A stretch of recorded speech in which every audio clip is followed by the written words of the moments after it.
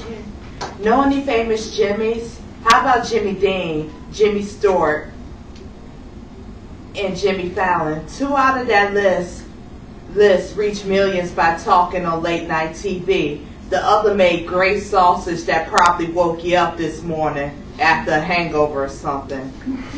Well, thank God it got you here to listen to my words.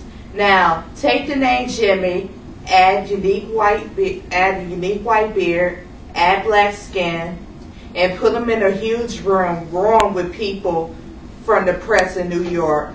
The person who fits this description is a man by the name of Jimmy McMillan. Sounds like that eccentric grandpa who mutters worthless junk, right? Well, many people in history have been called madmen, but words never stopped them from making innovative discoveries. According to the documentary Tesla, Master of Lightning, inventor Nikola Tesla never let his rival Thomas Edison get in his way to light up the world. Edison claimed AC electricity would kill anyone who used it in 6 months if they had it in their homes. And to prove his point, he actually electrocuted live animals in public. And without AC electricity and the contributions Tesla made with his inventions, there would be no remote controls, fluorescent lighting, x-rays, missiles, radios, televisions, computers, and green technology such as solar power panels and energy efficient light bulbs. Could you imagine living in a world with almost no inventions? People freak out if they don't have their phones by their sides. So they would basically die if there was no electricity around to power their Blackberries, iPhones, whatever may have you.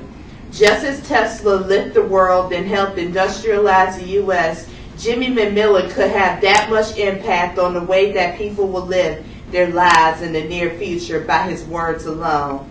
Just like Tesla, he was basically unknown until important events happened to their lives. Today, I will credit his boldness while running for governor in New York and a new political party he founded himself and expanding it to cover many controversial issues. Rent has burned and flickered in our minds for decades, but the issue comes and goes without much being done. You can run into anyone on the street that could say, the rent is too damn high, but will they go public about it? No.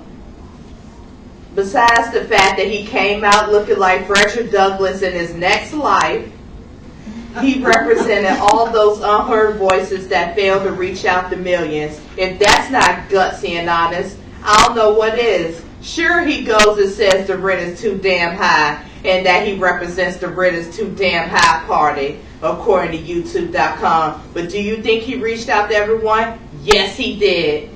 He not only represented people with high rent, but spoke of how that affects people, even ones you don't even think about. He said women can't afford to feed their children breakfast, lunch, and dinner, and that some child's stomach just growled.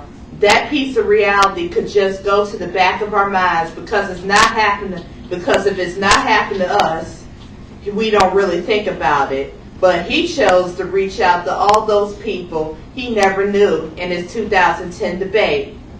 For someone that was born December 1st, according to his Facebook page, the last day qualified people can get food stamps for the year, he still took war hunger to heart and put it out in the open. I encourage everyone to do the same. McMillan is also your go-to guy for social acceptance issues. He believes that if you want to marry a shoe, I'll marry you, according to www.gawker.com, a website that constantly follows him. That statement comes out weird at first, but it means you should marry whoever you want, no matter how unorthodox gay marriage is. I don't really agree with the idea of homosexuality, but if it's something people want to do, I'm fine with that. Another thing, he also stands up for transgenders. He says, people keep deciding who should be male and who should be female. This has to come to an end in the medical community. I never knew I had that much in common with McMillan until now, and as long as he keeps up with these platforms, I'll live, breathe, and eat his words. Remember when I compared McMillan to Tesla? Instead of making fun and thinking eccentric men are madmen just for the ideas they have, we can look upon those ideas and try them out. Nothing and no one ever became successful without ideas, whether good or bad. Okay?